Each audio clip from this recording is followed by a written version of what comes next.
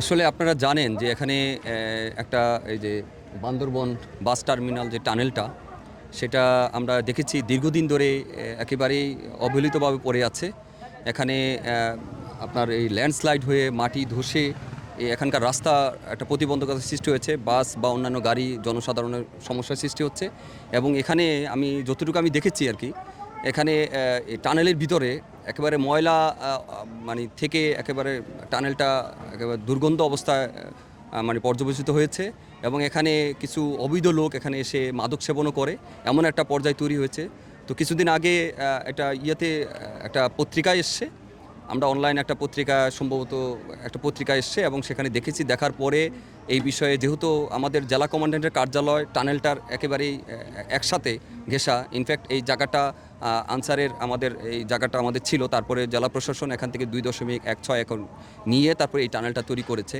তো এখন এই প্রেক্ষাপটে আমরা আনসার বাহিনী মনে করছি আমাদের মাননীয় মহাপরিচালক মহোদয় আমাদেরকে নির্দেশনা দিয়েছেন, আমরা রাষ্ট্রের জন্য, এই জাতির জন্য, জনগণের জন্য যখন যেই ধরনের প্রতিবন্ধকতা সৃষ্টি হবে, আমাদের একটা বিশাল জনগোষ্ঠী আছে যারা স্বেচ্ছাসেবী হয়ে এই দেশটাকে গড়ে তোলার প্রত্যয় ব্যক্ত করে আমরা কাজ করে যাচ্ছি দীর্ঘদিন ধরে।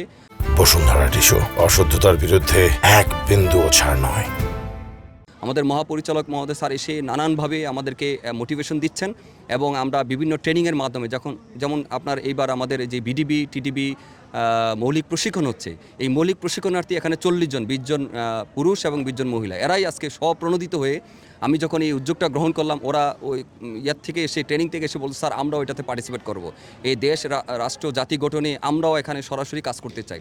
তো আমার বান্দরবন আনসার ব্যাটালিয়ান মানে 10 ব্যাটালিয়ানের আমি একজন অধিনায়ক এবং পাশাপাশি এই জেলা কমান্ড্যান্টের দায়িত্বে রয়েছি। এবং এই প্রেক্ষাপটে আমার ব্যাটালিয়ন সদস্য এবং আমার বিডিবি সদস্য মিলে আমরা এই কাজে উদ্যোগ নিয়েছি। ইন দ্য মিন টাইম যেটা হয়েছে, আমাদের এই যে বান্দরবন চট্টগ্রাম যে উন্নয়ন বোর্ড, সেই উন্নয়ন বোর্ডের অ্যাকসেন সাহেব আমার সাথে যোগাযোগ করেছেন ইতিমধ্যে। এই নিউজের কারণে উনিও বিষয়টা নিয়ে কনসার্ন, আমরাও কনসার্ন।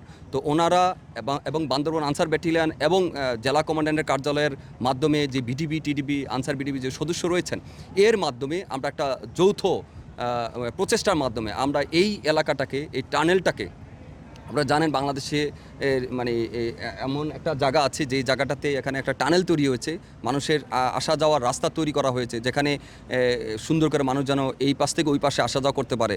তো এইটাকেই আমরা একটু সুন্দর করে পরিচ্ছন্নভাবে মাদকমুক্ত বা সেবন যারা অবৈধ এই কার্যক্রমের সাথে এখানে যুক্ত থাকেন, কারণ এটা যখন লাইট থাকে না তখন অন্ধকার থাকে, এই জায়গাটাকে মুক্ত করার জন্য আমরা যৌথভাবেই আমরা চেষ্টা করছি যেন সুন্দর বান্দরবন, একটা সুন্দর বান্দরবন তৈরি করা বা ক্লিন বান্দরবন তৈরি করা এবং গ্রিন বান্দরবন তৈরি করা, এটার প্রত্যয় নিয়ে আমরা কাজ করছি। আমাদের মহাপরিচালক মহোদয় টাইম টু টাইম আমাদেরকে সেই মোটিভেশনে দিচ্ছেন এবং আমরা সেভাবে কাজ করে যাচ্ছি। ইনশাল্লাহ ভবিষ্যতেও আমাদের এই ধারা অব্যাহত থাকবে।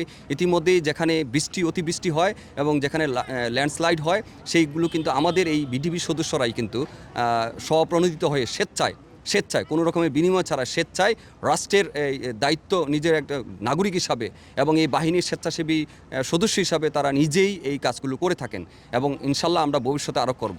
আমি দেখতে চাই যেহেতু আমার অফিসের পাশেই, এই কারণে আমরা দেখতে চাই এই এলাকাটা, আমার এই টানেল সহ এই এলাকাটা অত্যন্ত সুন্দর পরিচ্ছন্নভাবে আমরা তৈরি করতে পেরেছি।